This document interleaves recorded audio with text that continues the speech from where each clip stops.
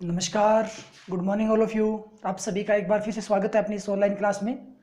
अपने बात कर रहे थे विद्युत विभव की कि विद्युत क्षेत्र ज्ञात होने पर हम विद्युत विभव का मान कैसे ज्ञात कर सकते हैं। और कल अपने लास्ट क्लास में समझा था कि किसी चालक गोले के कारण विभव का मान कैसे ज्ञात किया जाता है। जो कल अपने क्वेश्चन किया था चालक गोले के कारण, यदि उसी क्वेश्चन के बारे में कुछ ऐसे बोल दिया जाए कि गोलीय कोष के कारण आप विभव की परिकल्पना कीजिए, तो दोनों का आंसर एक समान होगा।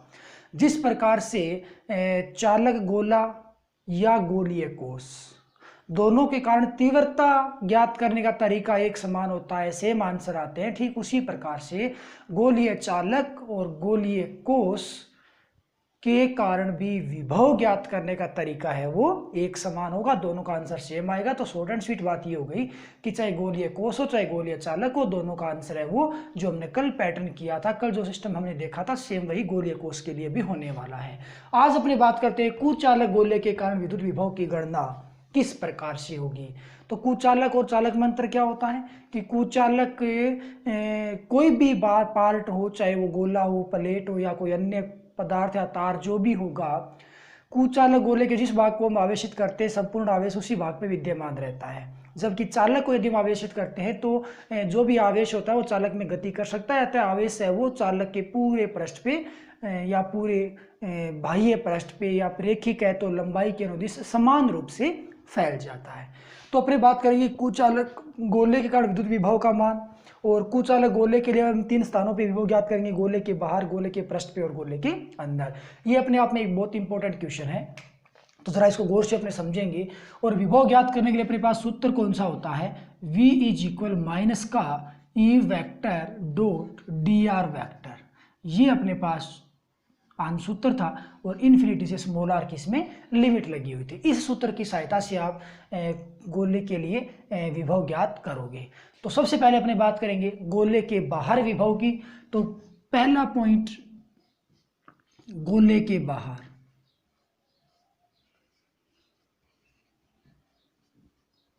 जिसमें जो दूरी होगी वो त्रिज्या से बड़ी होगी। ओके, इसके लिए अपने पास एक गोला होगा, कुचालक गोला कुछ ऐसा, जिसकी त्रिज्या समझ लो आप कैपिटल आर, ये केंद्र बिंदु O हो गया।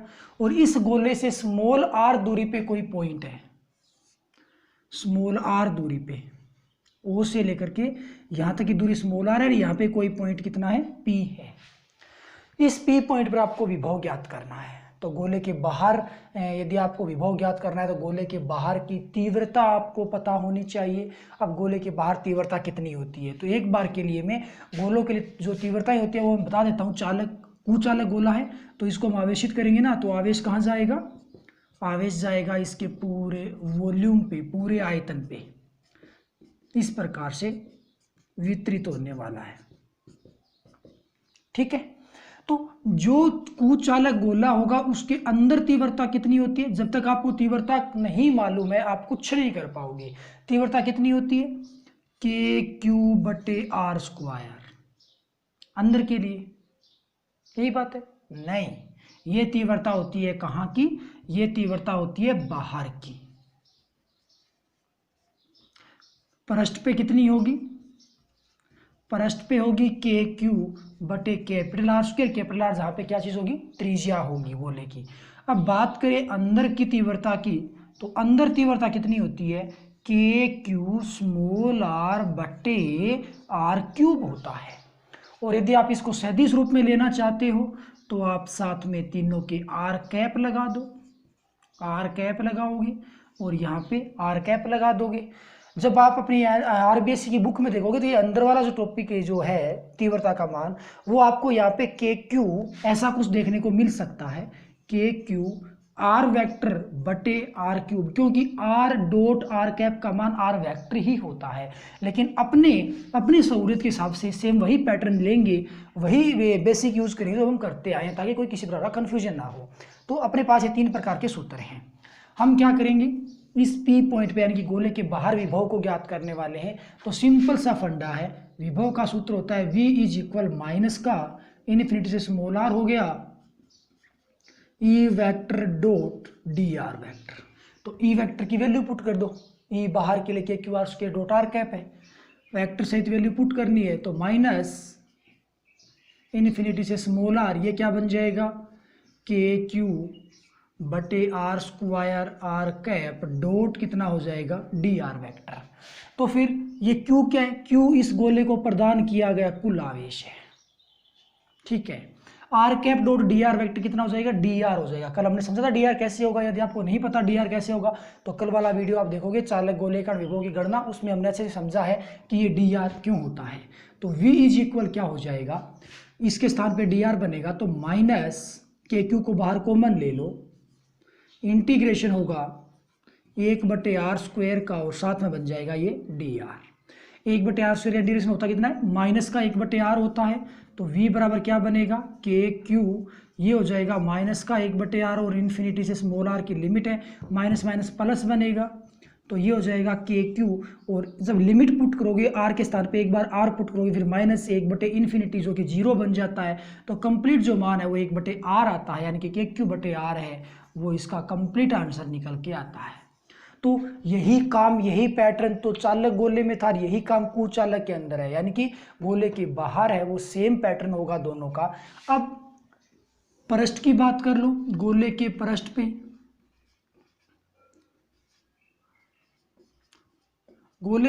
पे आप भली भांति जानते हो क्या होगा, यदि ये जो पी पॉइंट है वो गोले के पृष्ठ पे चल के आ जाए तो ये जो डिस्टेंस थी अब वो इतनी बचेगी जो कि उसकी त्रिज्या के तुल्य हो जाएगी। तो जो स्मॉल आर डिस्टेंस है वो किसके तुल्य बन जाती है, कैपिटल आर के तुल्य बन जाती है। तो इस स्थिति में ये होगा स्मॉल आर बराबर क्या होगा, त्रिज्या कैपिटल आर बन जाएगा। तो जहाँ भी आपको स्मॉल आर नजर आ रहा है गोले के बाहर के सूत्र के अंदर, वहाँ पे आप कैपिटल आर पुट कर दोगे तो वी बराबर क्या आ जाएगा, के क्यू बटे कैपिटल आर। ये गोले के पृष्ठ पे विभव का मान निकल के आ चुका है।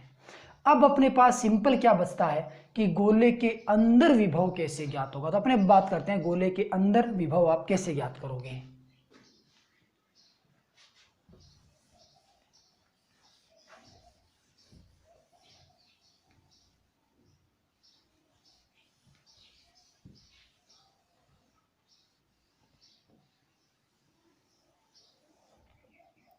तो यदि अपन इस पॉइंट की बात करें, तीसरा पॉइंट है अपने पास गोले के अंदर,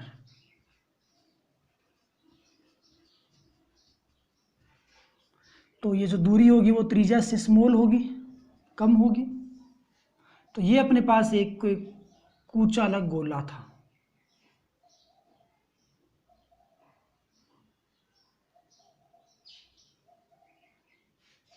जिसको हमने कितना आवेश दे रखा है, इसको हमने कैपिटल क्यू आवेश दे रखा है। अब हमें क्या करना है, इस चालक गोले के अंदर एक पॉइंट लेना है। सपोज दैट ये एक अंदर हो गया पी पॉइंट, ओके। इस पी पॉइंट पे आपको विभव ज्ञात करना है। तो कैसे ज्ञात करोगे, तरीका तो वही है, सूत्र तो वही है, लेकिन थोड़ा सा इसमें चेंज हो जाएगा। क्या कि चूंकि विभव ज्ञात करोगे तो सूत्र तो ये काम आएगा, इन्फिनिटी से small R E vector dot d r vector. अब जब आप किसी परीक्षण आवेश को अनंत से आर दूरी तक लेके आओगे, आर दूरी ये है जी ओ से पी तक की दूरी, यानी कि गोले से स्मॉल आर दूरी पर कोई भी पॉइंट पी है, वहां पे हमें विभव ज्ञात करना है। तो जब आप किसी परीक्षण आवेश को अनंत से स्मॉल आर दूरी तक लेके आओगे तो क्या होगा, तीव्रता के दो प्रकार के व्यवहार बनेंगे। कितने प्रकार के व्यवहार बनेंगे, दो प्रकार के।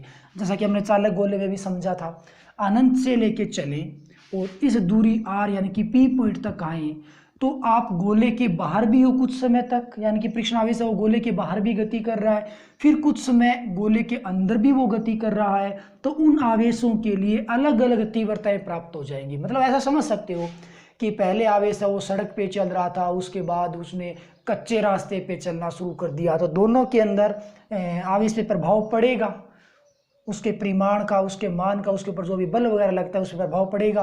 तो जब वो गोले के बाहर होगा तो वो कितनी तीव्रता में होगा, के क्यू बटे स्मॉल आर स्क्वायर में होगा। जब वो गोले के अंदर आ जाएगा तो तीव्रता कितनी आएगी, के क्यू आर बटे आर क्यूब आ जाएगी। तो अलग अलग तीव्रताओं के कारण ये जो कंप्लीट डिस्टेंस आती है इन्फिनिटी से स्मॉल आर, ये दो भाग में बढ़ जाती है। अनंत से लेके पृष्ठ तक यानी कि कैपिटल आर दूरी तक, त्रिज्या तक, इस इतनी दूरी में तो तीव्रता सेम रहती है बाहर वाली। जैसे ही वो पृष्ठ के अंदर प्रवेश करता है तो इतनी दूरी में उसके लिए तीव्रता सेम रहती है। अंदर वाली तीव्रता यानी कि तीव्रता के कितने रूप हो गए? 2 रूप। तो दूरी कैसे तोड़ोगे? अनंत से पृष्ठ तक की दूरी और दूसरा पृष्ठ से लेके पी पॉइंट तक की दूरी। तो दूरी कैसे, लिमिट क्या लगेगी? अनंत से कैपिटल आर और कैपिटल आर से फिर क्या लग जाएगी? Small r. तो ये जो कंप्लीट आपको लिमिट नजर आ रही है उसको आप ऐसे 2 भाग में तोड़ोगे। इन्फिनिटी से कैपिटल आर तक एक बनेगा, ये हो जाएगा E vector dot d r vector, और दूसरा क्या बन जाएगा? यहाँ माइनस का निशान आया क्योंकि सूत्र में ही माइनस का निशान होता है। क्या बन जाएगा? कैपिटल आर से लेके स्मॉल आर तक, और ये क्या हो जाएगा? E vector dot d r vector. ऐसा कुछ हो गया। अब ये जो आपको पहला स्टेप नजर आ रहा है इन्फिनिटी से कैपिटल आर, ये बाहर की दूरी है, गोले के बाहर की दूरी है, अतः यहाँ पे तीव्रता गोले के बाहर की काम आएगी। और ये जो कैपिटल आर से स्मॉल आर आपको डिस्टेंस, ये जो लिमिट नजर आ रही है वो गोले के अंदर की दूरी की बात है, तो यहाँ गोले के अंदर की तीव्रता काम में आनी है। तो अब आप इसको कैसे सोल्व करोगे? माइनस इन्फिनिटी से कैपिटल आर की लिमिट, बाहर तीव्रता k q r square, k q r square r cap dot d r vector, minus capital r से स्मॉल आर अंदर की तीव्रता, तो कितनी हो जाएगी? के क्यू स्मॉल आर बटे r cube r cap dot d r vector. इतना काम हो गया जी। ये बाहर की तीव्रता है और ये अंदर की तीव्रता, हमने लिमिट के अनुसार इसको अरेंज कर दिया। अब v बराबर क्या बनेगा? तो सबसे पहले आप इसमें कॉमन ले लो। इसमें कॉमन क्या लोगे? के क्यू। तो इंटीग्रेशन किसका होगा? इन्फिनिटी से कैपिटल आर की लिमिट में 1/r स्क्वायर का होगा। R cap dot d r कितना बन जाएगा? डी आर वेक्टर कितना बन जाएगा? डी आर बन जाएगा। ओके, माइनस यहां से कॉमन क्या आ रहा है? के क्यू बटे आर क्यूब। आर भी तो कांस्टेंट है क्योंकि त्रिज्या नियतांक है। कॉमन आएगा के क्यू बटे r cube. R cap dot d r vector क्या बन जाएगा? डी आर बन जाएगा। इंटीग्रेशन किसका होगा? स्मॉल आर का होगा। तो ये कैपिटल आर से स्मॉल आर का इंटीग्रेशन होगा डी आर के रिस्पेक्ट में। अब आप इसको सोल्व कर लो। अब मैथमेटिक्स का पैटर्न शुरू, फिजिक्स का काम यहाँ पे पूरा। यहाँ पे 1/r स्क्वायर का इंटीग्रेशन कितना होगा? 1 माइनस का 1/r, तो ये हो जाएगा k Q minus 1/r। Limit है इन्फिनिटी से कैपिटल आर, तो आर के स्थान पे एक बार कैपिटल आर, फिर आर के स्थान पे इन्फिनिटी जो कि 0 बन जाएगा। तो यहाँ केवल क्या बचेगा? माइनस का 1/कैपिटल आर बचेगा। आगे वाले की पहले बात कर लेते हैं। के क्यू अपॉन आर क्यूब, के क्यू अपॉन आर क्यूब तो कॉमन है। आर का इंटीग्रेशन कितना बनेगा जी? आर का इंटीग्रेशन बनेगा आर स्क्वायर बटे 2, और लिमिट आएगी कैपिटल आर से स्मॉल आर। ये कौन सा सूत्र है? ये x की घात n का सूत्र है। तो उसका इंटीग्रेशन फॉर्मूला क्या होता है? x की घात n का इंटीग्रेशन फॉर्मूला क्या होगा? x की घात n प्लस 1 बटे n प्लस 1। इस सूत्र की सहायता से आप इसका इंटीग्रेशन करोगे, r का तो r स्क्वायर बटे में 2 बन जाएगा। ठीक है, अब v बराबर यहां से कितना बनेगा? माइनस का आ जाएगा के क्यू, आर के स्थान पे कैपिटल आर बन जाएगा, माइनस ये क्या बनेगा? इसको अब एक बार अपने लिमिट में पुट करेंगे तो ये बनेगा आर के स्थान पे एक बार तो आपको आर करना है, फिर माइनस का निशान, फिर आर के स्थान पे कैपिटल आर लिख देना है, लिमिट पुट कर रहे हैं हम। तो ऐसा कुछ हो गया। अब आप इसको सोल्व कर लो।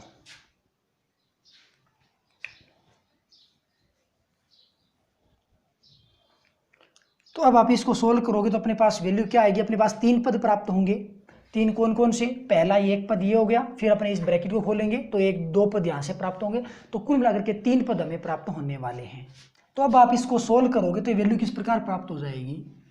v इज इक्वल हमें मिलेगा, यहाँ से पहला पद हो गया के क्यू बटे कैपिटल आर, माइनस बाहर वाले राशि को ब्रैकेट से मल्टीप्लाई कर दो, तो ब्रैकेट के साथ मल्टीप्लाई करोगे तो क्या बन जाएगा? ये के क्यू स्मॉल आर स्क्वायर बटे 2r³ minus KQ capital R square बटे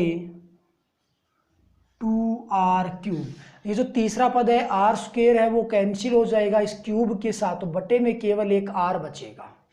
अब आप यहां से कुछ कॉमन ले लो। कॉमन क्या लोगे? कॉमन ले तो KQ कॉमन आ रहा है ऊपर, बटे में r भी क्यूब कॉमन आ रहा है, लेकिन 2 भी कॉमन है तो 2r कॉमन ले लो, सीधी सी बात। तो KQ बटे 2r कॉमन ले लिया, तो यहाँ क्या बचेगा? KQ बटे r ही है तो यहाँ बचेगा 2 माइनस यहाँ पे क्या बचेगा? KQ बटे 2r कॉमन आ गया तो यहाँ बचेगा r स्क्वायर बटे कैपिटल R स्क्वायर। यहाँ क्या बचेगा? यहाँ बचेगा 1। इतना सा फंडा हो गया। लेकिन ये चीज़ और, ये माइनस यहाँ पे क्या बनेगा? ये बन जाएगा प्लस का, ऐसा कुछ हो गया। 2 + 1 3 हो जाएगा। तो v इज इक्वल क्या होगा? KQ बटे 2r, ये आ जाएगा 3 माइनस r स्क्वायर बटा कैपिटल R स्क्वायर। तो v इज इक्वल क्या आएगा? r स्क्वायर यहाँ पे लघुत्तम बनेगा KQ बटा 2r, और ये बनेगा 3r square minus r square बटे r स्क्वायर। मैंने क्या किया? r स्क्वायर कैपिटल जो बटा में था उसको लघुत्तम में ले लिया। अब इसको अरेंज कर लो तो फाइनल आंसर अपने पास आ चुका है। KQ है, 2r को मैं यहाँ मल्टीप्लाई कर रहा हूँ तो वैल्यू कितनी बनेगी? 3r square minus r square बटे 2r³। ये समीकरण नंबर 3 जो कि गोले के अंदर विभव के मान को प्रदर्शित करने वाली है। तो ये विभव का मान आ गया जी गोले के अंदर, जो कि विभव है वो दूरी पे डिपेंड कर रहा है। अब विभव घटेगा कि बढ़ेगा बात कर लेते हैं उसकी। तो हमें यहाँ पे ये जो दूरी है स्मॉल r, ये दूरी क्या बता रही है हमें? कि स्मॉल r है वो माइनस के साथ है। तो r का मान यदि स्मॉल r अर्थात ये जो डिस्टेंस है उसको हम लगातार बढ़ाते चले तो क्या होगा? उस केस में ये दूरी बढ़ेगी तो माइनस की राशि बढ़ेगी, यानी कि परिणामी मान है वो घटेगा, अर्थात विभव का मान कम होता जाएगा। यानी कि केंद्र से लगातार जब दूरी बढ़ती जाएगी उस केस में विभव के मान में लगातार कमी आती जाएगी, अर्थात गोले के अंदर केंद्र से दूरी बढ़ने पर विभव के मान में कमी आती है। तो ये तो बात हो गई अंदर की। अब अपने बात करें कि गोले के केंद्र बिंदु पे कितना विभव बनेगा। तो केंद्र बिंदु के लिए क्या हो जाता है कि P पॉइंट को यदि आप केंद्र पे लेके आ जाओगे तो r स्मॉल r है वो कितना बन जाएगा? वो 0 बन जाएगा। तो V सेंटर के लिए ये कितना आ जाएगा? सेंटर पॉइंट पे KQ, और यहाँ पे क्या बचेगा? 3r स्क्वायर, ये तो r स्क्वायर है वो 0 बन जाएगा, बटे 2r³ हो गया। तो ये स्क्वायर है, ये इस क्यूब से कैंसिल, तो 3/2 r आ जाएगा। तो V सेंटर क्या बन गया? 3/2 बोले तो 1.5, और क्या बचा? KQ बटे कैपिटल R। KQ बटे कैपिटल R कहीं और का भी विभव था। कहाँ का था? इस गोले के पृष्ठ का विभव कितना था? KQ बटे कैपिटल R था। तो इसको आप ऐसा कह सकते हो कि जो V सेंटर आएगा वो 1.5 इंटू V सरफेस आ जाएगा। ओके, तो ये समीकरण नंबर 4 आ गई। यानी कि कुचालक गोले के लिए जो केंद्र बिंदु पे विभव होता है वो हमेशा पृष्ठ का 1.5 गुना होता है। इसके ऊपर कई बार न्यूमेरिकल आ जाता है, कई बार ये बोल दिया जाता है कि यदि सरफेस के ऊपर जो विभव है वो 10 वोल्ट है तो केंद्र पे कितना होगा? तो केंद्र पे जो होगा वो सरफेस का 1.5 गुना होगा। तो सरफेस पे यदि 10 वोल्ट है तो उसका 1.5 गुना कर लो, 15 वोल्ट बन गया। 15 वोल्ट कहाँ का आ जाएगा? केंद्र बिंदु का विभव आ जाएगा। तो ऐसा कई बार क्वेश्चन पूछ लिया जाता है, इस चीज़ को आप ध्यान रखोगे। तो सेंटर पे 1.5 गुना हो गया सतह का, अंदर ये होगा, और अंदर के लिए जैसे जैसे दूरी बढ़ेगी केंद्र बिंदुओं से विभव के मान में लगातार कमी होती जाएगी। पृष्ठ पे पहुंचेंगे तो KQ बटे कैपिटल R बन जाएगा, और उसके बाद जब आप बाहर पहुंचोगे गोले से तो KQ बटे स्मॉल r विभव है वो हमें प्राप्त होगा। तो ये इसके तीनों रिजल्ट आ गए। अब इन तीनों रिजल्ट के आधार पे हम दूरी और विभव में ग्राफ खींचने वाले हैं जो अपने आप में एक इम्पोर्टेंट होगा। तो वो ग्राफ आप कैसे खींचोगे? तो सूत्र कैसे होंगे कितने प्रकार, किस प्रकार से हमने प्राप्त किए थे? V हमने बाहर की बात करें वोल्ट की या विभव की, तो वो था KQ/r। यदि अपने उसके सतह की या पृष्ठ की बात करें तो वो था KQ/R। और यदि अपने बाहर की बात करें तो बाहर के लिए ये सूत्र था, और केंद्र की बात करें तो केंद्र के लिए सतह वाले का 1.5 गुना था। तो अब आप ग्राफ कैसे तैयार करोगे? यहाँ पे दूरी r ले लो, यहाँ पे वोल्ट v ले लिया, ये सेंटर पॉइंट हो गया। ये जो O पॉइंट है वो इस गोले का केंद्र बिंदु समझ लीजिए। तो यहाँ इस पॉइंट पे जब आप 0 से इस पॉइंट तक आओगे तो सपोज दैट आपने त्रिज्या के तुल्य दूरी तय कर ली है, यानी कि इस प्रकार से ये गोलाकार आकृति है। ओके, तो अब आप यहाँ से जैसे जैसे दूरी बढ़ाओगे, केंद्र पे कितना होगा विभव? केंद्र पे होगा सरफेस का 1.5 गुना, सरफेस का। सपोज दैट यहाँ पे जो विभव है वो KQ/R है। कहाँ? इस पॉइंट पे। तो ये तो सरफेस का हो गया, इसका 1.5 गुना कर लीजिए। कितना गुना? 1.5 गुना। वो कहाँ का आ जाएगा? केंद्र का आ जाएगा। तो इसका 1.5 गुना करोगे, लगभग यहाँ पे आएगा। तो ये कितना बन जाएगा? यहाँ पे बनेगा सरफेस का 1.5 गुना। जब आप इस केंद्र बिंदु से लगातार दूरी बढ़ाओगे तो विभव के मान में लगातार कमी आएगी। ऐसा नहीं कह सकते कि व्युत्क्रमानुपाती रूप से होगा या समानुपाती रूप से होगा, नहीं, ये कुछ अलग ही रूप में आएगा, अपने आप से ये कमी को रिप्रेजेंट करेगा। व्युत्क्रमानुपाती वगैरह ऐसा कुछ नहीं है। तो विभव के मान में कमी आने वाली है। कब तक है? सरफेस तक, यहाँ तक। तो लगातार इस प्रकार से विभव का मान है वो कम होता जाएगा। जब यहाँ सरफेस पे पहुंच जाएंगे, सपोज दैट सरफेस का पॉइंट ये है, ये सरफेस का पॉइंट हो गया, तो V के मान में लगातार कमी आई। अब आगे क्या होगा? यहाँ पहुंच गए सरफेस के ऊपर, ये बात हो गई V पृष्ठ की। अब इसके बाद क्या करोगे?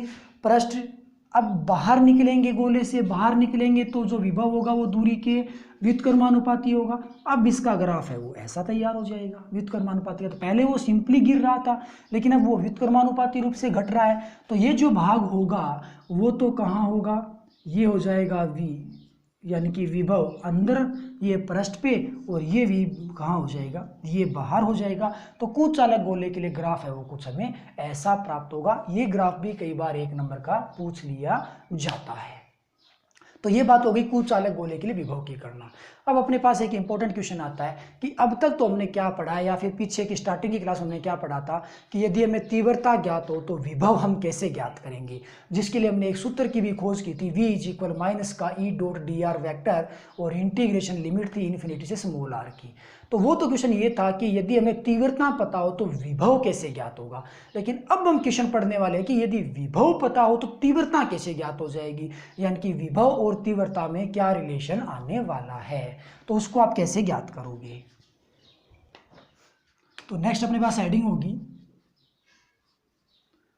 विभव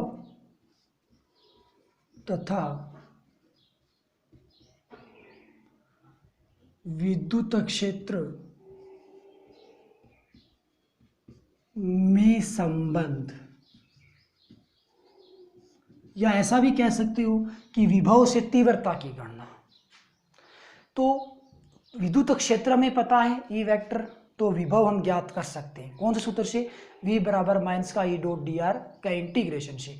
लेकिन यदि हमें पता हो विभव तो आप तीव्रता कैसे ज्ञात करोगे? तो उसके लिए चूंकि अपने पास एक फॉर्मूला था, डायग्राम आप लोगों को पता है, डायग्राम हमने कैसा बनाया था जब हमने तीव्रता और विभव में पहले एक रिलेशन देखा था। तो कंडीशन कुछ इस प्रकार की,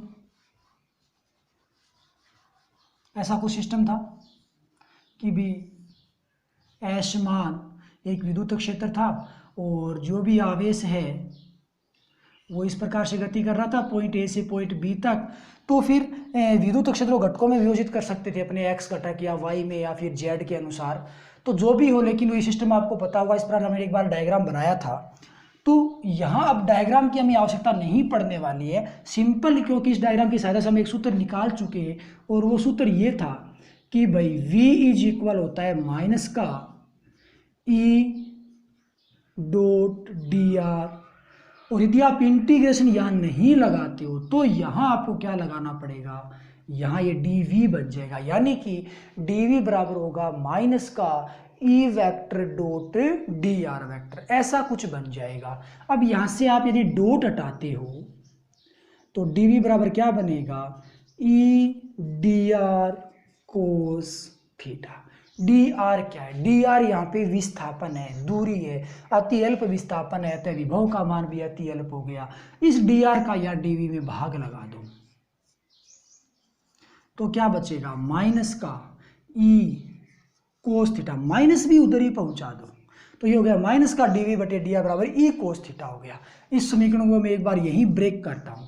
यहाँ पे डीवी अपॉन डी आर क्या है, डीवी यहाँ पे विभव है, डी आर यहाँ पे विस्थापन या दूरी है, तो दूरी के सापेक्ष विभव में परिवर्तन हो गया क्या, डीवी अपॉन डी आर।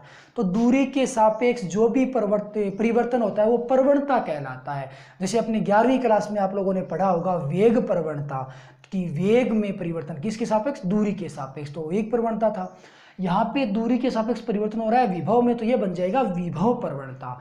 यानी कि डीवी अपॉन डी आर को आप क्या कहोगे, विभव प्रवणता कहोगे। और माइनस का निशान क्या कहलाता है, क्या बताता है कि माइनस का निशान यह रिप्रेजेंट करता है कि दूरी के सापेक्ष विभव में लगातार कमी हो रही है, यानी कि ये विभव में कमी को बताएगा। तो यहाँ पे जहां d v upon d r है वो क्या बन जाएगा, ये बन जाएगा विभव प्रवणता। अब कई बार इसका मात्रक पूछ लिया जाता है तो इसका मात्रक क्या बन जाता है, इसके मात्रक की यदि मैं बात करूं तो बन जाएगा वोल्ट प्रति मीटर, और उसके आधार पे आप इसकी विमा भी निकाल सकते हो। तो कुल मिलाकर के बात ये हो गई कि ये डीवी अपॉन डी आर है वो क्या हो गया, विभव प्रवणता यहाँ पे हो चुका है। अब ये जो आपको ई कोस थीटा नजर आ रहा है, ये यहाँ पे क्या होगा, ई कोस थीटा।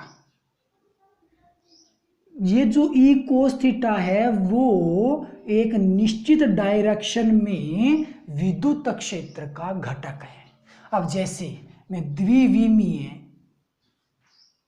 की बात कर लो, ये एक्स एक्सिस है, ये वाई एक्सिस, सपोज दैट इस डायरेक्शन में ई वेक्टर था और ये एक्स के साथ है, कोई भी कण मान लो यहाँ पॉइंट ए से गति करना प्रारंभ करता है और आगे बी तक जाता है, तो इसका जो विस्थापन है वो सपोज दैट इस प्रकार से हो रहा है। तो ये एक्स एक्सिस के साथ थीटा कोण पे गति करता है, या यूँ मान लो जो विद्युत क्षेत्र है वो एक्स एक्स के साथ थीटा कोण पे व्यवस्थित है, तो ये जो घटक बनेगा वो क्या बनेगा, कोस थीटा का, तो ये बनेगा ई कोस थीटा, और ये क्या बन जाता है, ई साइन थीटा। यानी कि ई को हम घटकों में तोड़े तो ई कोस थीटा में वैल्यू प्राप्त होती है। ये ई कोस थीटा एक्चुअल में होगा क्या, ये ई कोस थीटा ई का ही एक घटक होगा एक्स एक्सिस की डायरेक्शन में, या फिर उस डायरेक्शन में जिसके साथ ये थीटा कोण अंतरित करता है, उस डायरेक्शन में ये ई कोस थीटा है वो एक घटक आएगा। तो अपने हिसाब से सपोज दैट कि ये एक्स के साथ थीटा कोण बनाता है, तो ई कोस थीटा यहाँ पे ई का एक घटक होगा, एक्स के साथ होगा, तो ई कोस थीटा को अपने क्या मान सकते हैं, ई कोस थीटा को मैं सिंपली ई एक्स रिप्रेजेंट कर देंगे। हालांकि ई एक्स है तो ई कोस थीटा ही, लेकिन हमने इसको शॉर्ट फॉर्म में समझ लिया अपने समझने के लिए, और यहाँ पे पता क्या चलेगा कि ये ई है वो एक घटक होगा किस डायरेक्शन में, एक्स डायरेक्शन में। तो ई कोस थीटा के स्थान पे आप ई एक्स लिख सकते हो। अतः कुल मिलाकर के आप ऐसा कह सकते हो माइनस का d v upon d r बराबर कह सकते हो ई एक्स, ऐसा कुछ हो गया। लेकिन ध्यान ये रखना कि यहाँ पे ये x है और यहाँ पे ये r है, तो ये जो विस्थापन है वो r की दिशा में है, r कैप की दिशा में है। लेकिन अब हमने क्या कर लिया, अब हमने जो भी विस्थापन ले लिया वो x की डायरेक्शन में ले लिया। किसकी डायरेक्शन में, x की डायरेक्शन में ले लिया। तो या तो आप जो विस्थापन x की डायरेक्शन में लेते हो तो यहाँ पे आपको x लिखना पड़ेगा क्योंकि विस्थापन x की डायरेक्शन में है, क्योंकि घटक हमने x की डायरेक्शन में लिया है। और यदि आप इसको r रखना चाहते हो तो आपको यहाँ e के साथ हमें r बताना होगा कि भी ये r की दिशा में, r की दिशा कोई भी हो सकती है x y z या कोई अन्य है, r की दिशा में ये e का घटक होगा। तो कुल मिलाकर के e कोस थीटा है उसको आप सिंपली क्या कहोगे, ये r की दिशा में बन जाएगा। r है वो x की दिशा में भी हो सकता है, y भी हो सकता है, z भी हो सकता है, जो भी होगा शूटेबल उसकी दिशा में ये मान बन जाए। तो ई कोस थीटा वो क्या बन जाएगा, वो ई आर बन जाएगा। तो d v upon d r है वो क्या बनेगा, ई आर बनेगा। और ई आर का मतलब होगा कि आर की दिशा में या आर कैप की दिशा में ये ई का एक घटक होगा। तो ये यहाँ पे अपने एक इंपॉर्टेंट समीकरण निकल के आई है। अब हम जरूरी तो नहीं कि आर की दिशा में ये घटक बने, वो एक्स की दिशा में हो सकता है, वाई में हो सकता है, जेड में हो सकता है। तो उसके आधार पर आप तीनों की दिशा में घटक ज्ञात कर सकते हो। तो एक्स की दिशा में यदि बात करें, मान लो घटक है वो एक्स की दिशा में आ रहा है, तो इसको आप एक्स के पदों में रिप्रेजेंट करो, तो यहाँ भी एक्स आ जाएगा, यहाँ भी एक्स आ जाएगा, तो ये क्या बन जाएगा, माइनस का डी अपॉन डी एक्स बराबर आ जाएगा जी ई एक्स, समीकरण नंबर 3। अब y की दिशा में ज्ञात करोगे तो डी अपॉन डी वाई बराबर क्या बन जाएगा, ई वाई, समीकरण नंबर 4। और z की दिशा में ज्ञात करते हो तो डी अपॉन डी जेड बराबर क्या बन जाएगा, ई जेड। लो जी, r की दिशा में है तो ये हो जाएगा, x y z की दिशा में है तो ये हो जाएंगे। मान लो कि वो x की दिशा में है तो आपको ये समीकरण काम में आ जानी है, फाइनल आंसर। y की दिशा में है तो ये समीकरण काम में आ जाएगी, z की दिशा में है तो ये समीकरण काम में आ जाएगी। लेकिन जो आवेश गति करता है वो त्रिविमीय गति करने लगे तो क्या होगा, एक फिक्स डायरेक्शन में है तब तो ये फॉर्मूले काम आ रहे हैं, लेकिन त्रिविमीय गति करने लग जाए कोई भी आवेश तो हमें तीनों ही डायरेक्शन को एक साथ कंज्यूम करना होगा। उस केस में तीनों की डायरेक्शन सदिश रूप में इस प्रकार से रिप्रेजेंट होती है, जैसा कि आप 11वीं क्लास से पढ़ते आ रहे हो। ई वेक्टर बराबर होगा ई एक्स आई का, हम ज्ञात करें तीव्रता का मान, विभव का मान पता तो तीव्रता कैसे निकलेगी, तो तीव्रता ऐसे निकल जाएगी, ई वेक्टर बराबर ई एक्स आई कैप प्लस ई वाई जे cap plus E Z k cap. इस हिसाब से तीव्रता फाइनली निकल जाती है। तो अब यहाँ पे आप इनकी वैल्यूज पुट कर दीजिए, ई एक्स माइनस का डी अपॉन डी एक्स आई कैप, ई वाई माइनस का डी अपॉन डी वाई जे कैप माइनस का D upon d z k cap. इतना काम हो गया। यहाँ से v कॉमन ले लो एक बार के लिए, तो क्या बचेगा, minus d upon d x, minus भी बाहर ले लेंगे, minus d upon d y, यहाँ पे ये आई कैप, यहाँ पे j cap minus plus d upon d z k cap और बाहर ले लिया हमने v। अब ये जो ब्रैकेट की वैल्यू है, ब्रैकेट की वैल्यू है वो क्या कहलाती है, उस ब्रैकेट की वैल्यू को अपने उल्टा त्रिभुज से रिप्रेजेंट करेंगे, ये होगा डेल संकारक और ये बन जाएगा v। तो ये अपने पास वैल्यू निकल के आएगी, जहाँ ये जो डेल संकारक है उसका मान कितना है, डेल संकारक का जो मान है वो यहाँ पे है पूरा ब्रैकेट का मान कुल मिला करके इस हिसाब से ये होगा डेल संकारक का मान। तो कुल मिला करके ई वेक्टर जो होगा वो माइनस का डेल इंटू वी बन जाएगा। और इस फॉर्मूले के आधार पे कई बार न्यूमेरिकल पूछ लिए जाते हैं। यदि हमें ये देखना होता है कि विभव किसके पदों में दे रखा है, यदि विभव आर के पदों में दे रखा है तब तो आप ये फॉर्मूला काम में लोगे। विभव यदि x के पदों में दे रखा है तो ये फॉर्मूला, y के पदों में है तो ये, z के पदों में तो ये, तीनों घटकों में दे रखा है तो ये, कोई दो घटक में दे रखा है तो केवल दो घटक। तो कुल मिलाकर के सिर्फ आप इतना याद रखो कि फॉर्मूला तो आपके ये काम में आना है तीनों का कॉम्बिनेशन वाला, लेकिन विभव का जो भी घटक नहीं दे रखा है, जैसे कि विभव का मान हमें इतना दे रखा है 3x + 2y, ये दे दिया मान लो, यानी कि विभव का जो मान है वो x और y के पदों में है, तो सूत्र तो आप x और y वाला लोगे, z वाला यहाँ पे 0 हो जाएगा, तो केवल इतना सूत्र बचेगा। यदि v का मान हमें इतना दे रखा है 343/r वोल्ट, तो ये r के पदों में होगा तो केवल ये सूत्र काम आएगा। और यदि v का मान लो ये दे रखा है हमें v बराबर 2x - 3k, ये यदि हमें दे रखा है, उस केस में आप क्या करने वाले हो, उस केस में y वाला नहीं है उसको ड्रॉप कर दोगे, x और y वाला सूत्र वो काम में लोगे। तो यूँ मान लो कि यदि हमें जो भी घटक दे रखा है x, y और z में से किसी के भी पदों में, वो सूत्र आप यहाँ पे काम में ले लोगे। जो नहीं दे रखा है उसको ड्रॉप कर दोगे, यानी कि 0 मान लोगे, बाकी बचा हुआ सूत्र वो काम आ जाएगा। तो ये जो आपको सूत्र नजर आ रहा है ई वेक्टर इक्वल माइनस का डेल संकारक v, तो डेल का मान आपको पता है क्या है, तो इस सूत्र की सहायता से यदि आपको v दे रखा है तो आप आसानी से e का मान ज्ञात कर सकते हो। तो ये था अपने पास कि यदि आपको v है दे रखा है तो आप e कैसे ज्ञात करोगे, यानी कि विद्युत विभव और विद्युत क्षेत्र में संबंध के बारे में। तो आज के लिए बस इतना ही। Okay, bye, thank you.